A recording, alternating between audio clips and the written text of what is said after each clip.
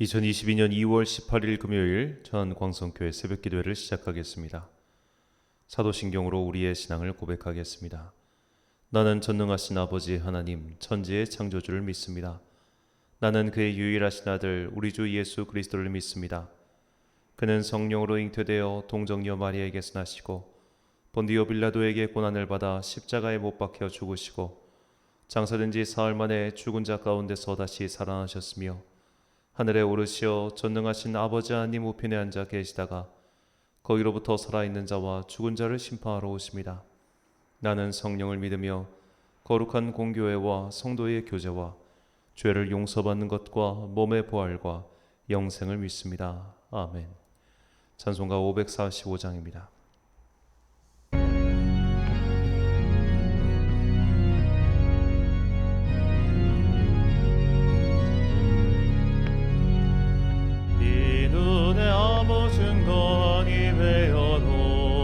믿음만을 가지고 손을 걸으며 이 귀에 아무 소리 아니 들려도 하나님의 약속 위에 서리라.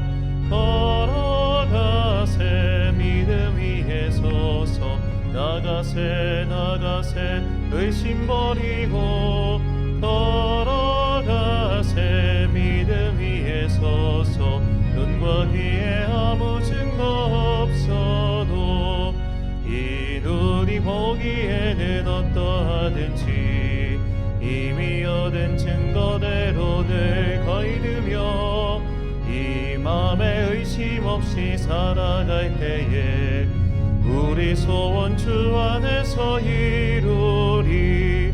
걸어가세 믿음 위에 서서 나가세 의심 버리고 걸어가세 믿음 위에 서서 눈과 귀에 아무 증거 없어도 감을 두고 맹세하 주 하나님 아버지는 참 미쁘다. 그 귀한 모든 약속 믿는 자에게 능치 못할 무슨 일이 있을까. 걸어가세 믿음 위에 서서 나가세 의심 버리고 걸어가세 믿음 위에 서서 눈과 귀에 아무 증거 없어도.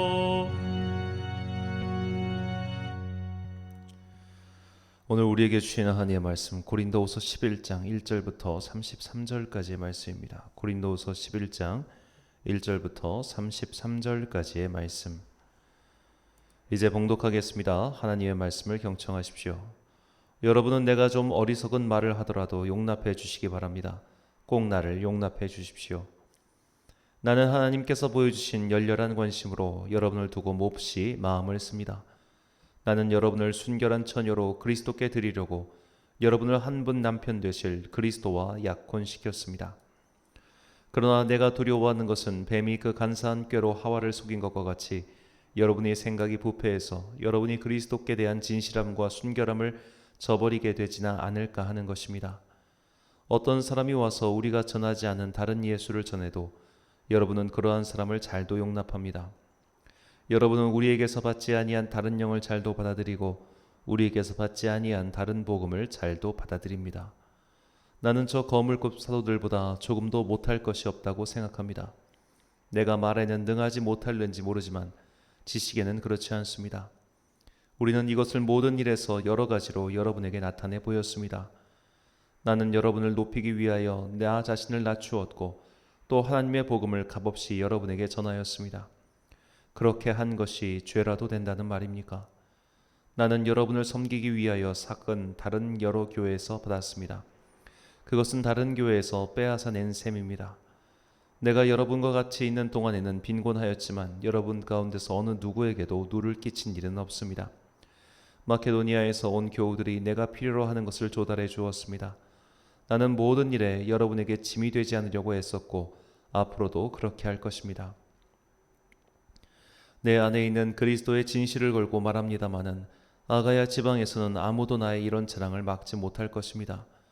내가 왜 이렇게 한다고 생각하십니까? 내가 여러분을 사랑하지 않기 때문입니까? 내가 여러분을 사랑한다는 것은 하나님께서 알고 계십니다. 나는 지금 하고 있는 대로 앞으로도 하겠습니다. 그것은 자기네가 자랑하는 일에서 우리와 똑같은 방식으로 일을 한다는 인정을 받을 기회를 찾고 있는 사람들에게서 그러한 기회를 잘라 없애기 위함입니다.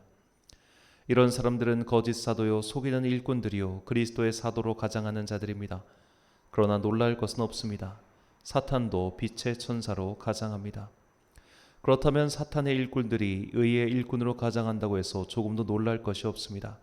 그들의 마지막은 그들이 행한 대로 될 것입니다. 거듭 말하지만 아무도 나를 어리석은 사람으로 생각하지 마십시오.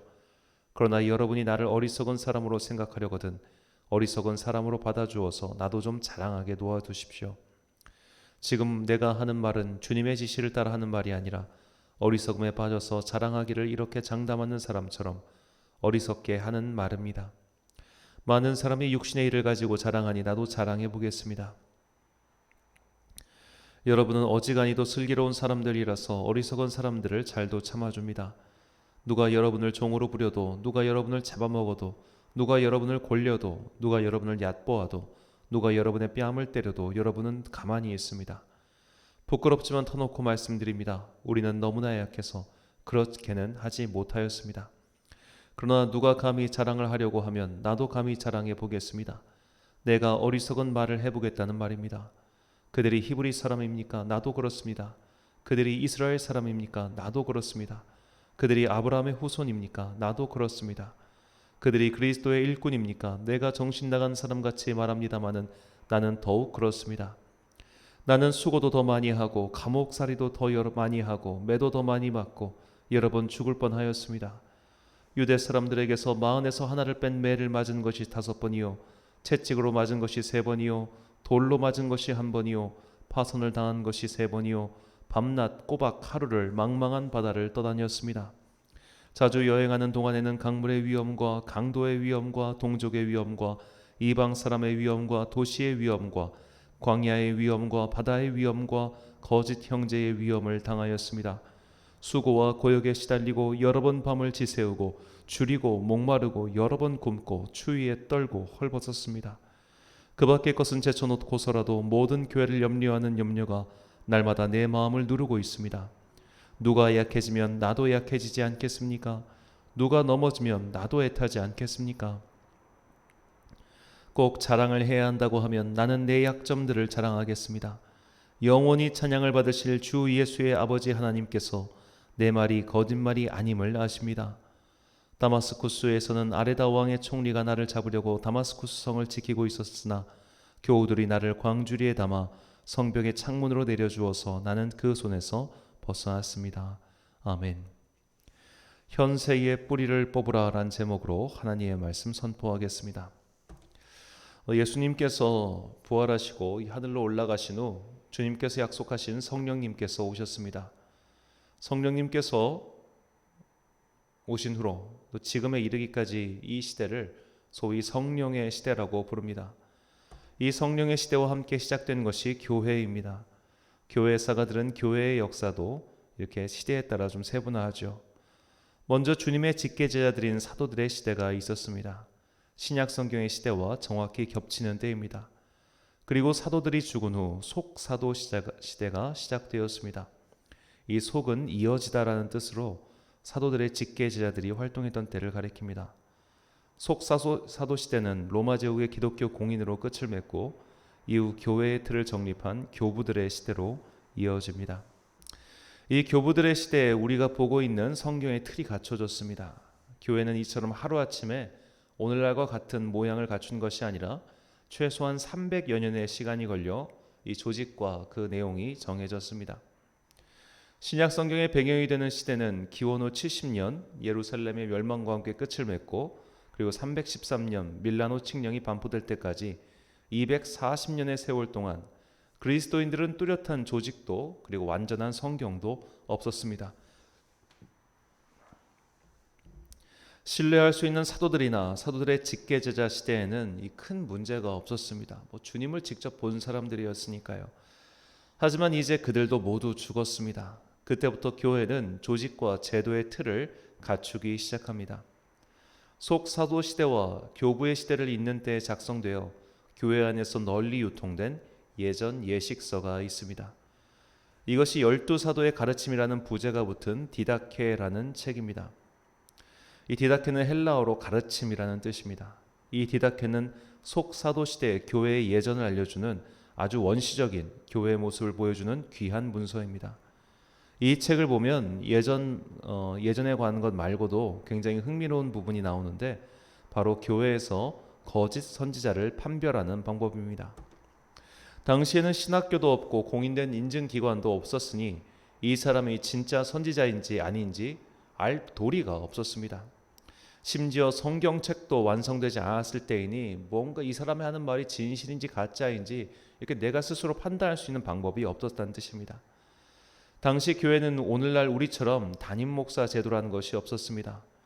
바울 때도 그랬지만 특정 교회를 한 명의 목사가 평생 동안 맡아서 양육하는 것이 아니라 계속 순회하는 시기였습니다.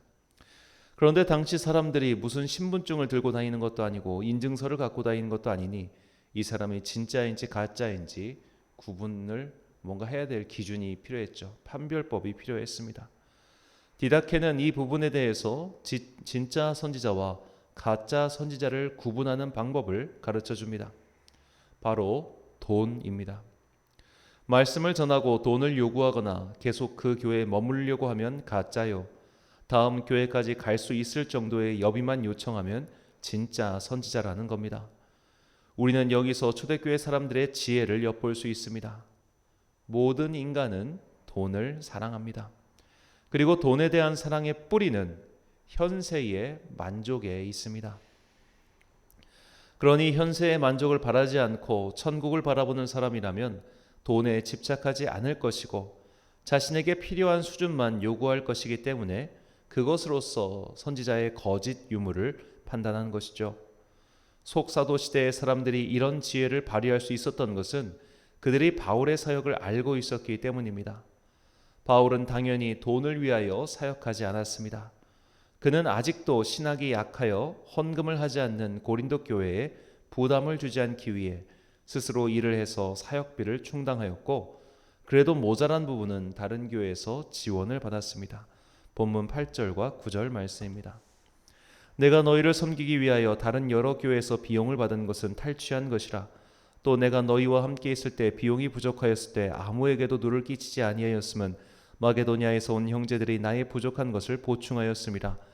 내가 모든 일에 너희에게 폐를 끼치지 않기 위하여 스스로 조심하였고 또 조심하리라. 아멘. 바울은 돈이 주는 유혹의 힘을 잘 알고 있었습니다. 그리고 바울 당대 가장 돈이 많은 도시 중 하나인 고린도 교회의 사람들이 돈의 유혹을 떨쳐내지 못하고 있었다는 것도 알고 있었습니다. 바울은 인내심을 가지고 그들의 성장을 기다렸고 그 사이 동안 다른 교회의 도움으로 버티고 있었습니다. 그런데 고린도 교회 사람들은 바울의 이런 상황도 모른 채 혹은 외면한 채 바울을 비난하였으니 바울이 얼마나 속이 상했겠습니까? 바울은 단순히 교인들이 자신의 고난을 알아주지 않는다고 해서 섭섭한 것은 아니었습니다.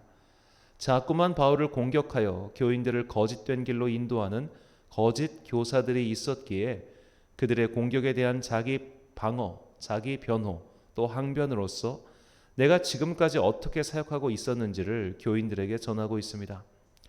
오늘 본문 11장 후반과 다음 주에 살펴볼 12장 전반부는 바울이 한 이런 항변의 말들입니다. 바울의 자기 변호 그 첫 번째가 교인들에게 돈을 요구하지 않았다는 점을 우리는 주목해야 합니다.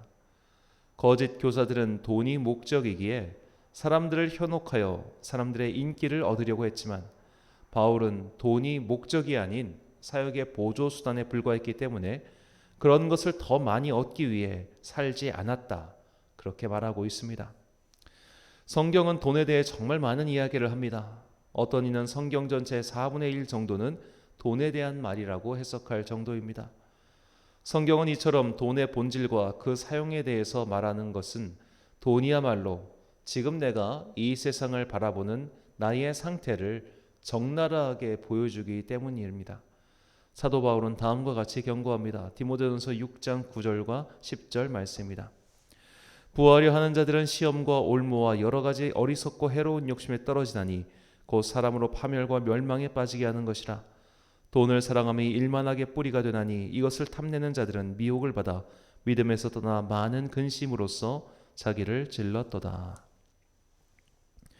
1992년 미국의 빌 클린턴 대통령은 단 하나의 선거 문구로 큰 파장을 일으켰죠. 바보야, 문제는 경제야 라고 말입니다. 그 이후 어느 대통령도 모두 경제를 앞에 두고 말하기 시작했습니다. 정말 이 세상의 모든 문제는 경제 하나로 귀결되는 것처럼 사람들은 생각하기 시작했죠. 경제란 말은 결국 돈에 대한 고상한 표현에 불과합니다. 누가 나에게 더 많은 돈을 벌게 해줄까? 누가 나에게 더 많은 이익을 가져다 줄까? 이것이 모두의 화두가 되었습니다. 과거의 시대도 물론 마찬가지였습니다. 그때나 지금이나 사람들은 돈을 사랑하고 좋아합니다. 그러나 과거와 달리 현대에는 보다 노골적이 되었을 뿐입니다. 이제는 멋도 없고 의리도 없고 오직 돈만이 최고의 가치가 되어 누구보다도 현세적인 태도를 취하고 손해를 보기 싫어하는 자세가 자리를 잡았지요. 사회가 경제적으로 풍요로워지면 공통적으로 나타나는 두 가지 사회적 현상이 있습니다. 하나는 출산율의 저하이고 둘은 종교의 쇠락입니다. 어느 종교든 마찬가지입니다. 이 출산율의 저하, 종교의 쇠락, 이 두 가지는 어떻게 보면 하나의 그 공통적인 것을 말하고 있는 것이죠. 그것은 바로 다음은 없다입니다. 출산이든 종교든 그것은 모두 다음을 염두에 두고 있는 행동이죠. 내가 죽은 다음, 그 다음에 나의 자녀들 혹은 내가 죽은 다음에 갈 세상에 대한 것, 내가 죽은 다음을 염두에 두지 않으면 이것을 내가 다 써야 하고 내가 다 누려야 합니다. 자녀를 키울 때 얼마나 많은 돈이 들어갑니까? 그렇게 돈을 쓰기는 싫지요. 종교도 마찬가지입니다. 모든 종교는 내세를 지향하지 현세에 머무르자라고 말하지 않습니다. 그런데 오늘날 내가 사는 현세가 너무 편하고 좋으니까 내세에 대한 기대나 소망이 사라지는 것이죠. 현대의 가장 다종교 국가는 바로 미국입니다. 미국에는 정말 수많은 종교가 용광로처럼 얽혀 있습니다. 그런데 20세기 들어 미국에서 가장 많이 두각을 나타내는 종교적 특징은 바로 명상입니다. 내 마음과 정신을 차분히 다스려서 현세를 잘 살기 위한 종교가 늘어나고 있습니다. 이런 추세는 이미 20세기부터 기독교계에도 등장해서 세를 늘리고 있습니다. 오늘도 현세에서 부자가 되기 위해 하나님을 믿고 이 현세에서 더 큰 성공을 얻기 위해 하나님께 기도합니다. 그러니 오죽하면 교회에 내는 헌금을 국가가 기부금으로 처리하여 세금 면제 혜택을 주지 않으면 교회가 망한다고 데모를 하겠습니까? 혜택이 없으면 헌금도 하지 않으니 세금 혜택을 교회에게 달라고 시위를 하는 지경에 이르렀습니다. 바울은 이처럼 오늘을 사랑하고 이 땅을 사는 것을 사랑하는 자들에게 권면합니다. 디모데전서 6장 7절과 8절 말씀입니다. 우리가 세상에 아무것도 가지고 온 것이 없음에 또한 아무것도 가지고 가지 못하리니 우리가 먹을 것과 입을 것이 있은즉 족한 줄로 알 것이니라. 아멘. 현세를 극복하는 이 현세를 향한 나의 욕망을, 나의 사랑을 극복하는 유일한 방법은 내세에 대한 소망, 즉 천국에 대한 갈망입니다. 우리는 반드시 죽을 것이며 그리고 천국에 가면 이 현세의 삶에 대한 심판과 보상이 있을 것인데 그 천국에 들어가는 유일한 길은 예수 그리스도를 구세주로 영접하시는 것이라는 이 진리와 소망을 굳건히 할 때 우리는 오늘 당장의 편리함과 이익에 함몰되지 않고 천국의 백성으로서 경건한 삶을 영위해 나갈 수 있게 됩니다. 사랑하는 천안광성교회 성도 여러분, 그리고 이 새벽을 함께 깨우고 계신 귀한 주님의 자녀 여러분, 오늘도 거짓 선지자와 같은 세상의 사람들은 우리를 자꾸만 현세에 뿌리 내리게 하려고 합니다. 더 좋은 것을 입어야 하고 더 좋은 것을 먹어야 하고 더 좋은 것들을 많이 봐두자고 합니다. 오래오래 건강하게 살면서 누릴 것 다 누려야 한다고 속삭이죠. 그래서 나에게 더 이익이 되는 것을 쫓게 만들고 나에게 더 많은 것을 주는 것을 쫓아다닙니다. 이런 세상에서는 신앙이나 종교가 유치한 것으로 전락해 버립니다. 마치 군대에서 어느 날은 초코파이 준다고 하니 교회에 가고 어느 날은 피자를 준다고 하니 법당에 가는 것과 똑같은 수준입니다. 우리의 신앙이 현세에 머물러 있는 한 우리는 당장 눈앞에 어른거리는 이익을 피하여 살지 못할 것입니다. 일만 악의 뿌리인 돈의 유혹에서 벗어나는 유일한 방법은 천국에 대한 소망과 믿음입니다. 그 믿음이 우리를 자족하게 만들고 욕심을 버리게끔 인도합니다. 이 세상은 돈이 전부다. 오늘을 즐겨라라고 말하는 마귀의 유혹에 넘어가지 마십시오.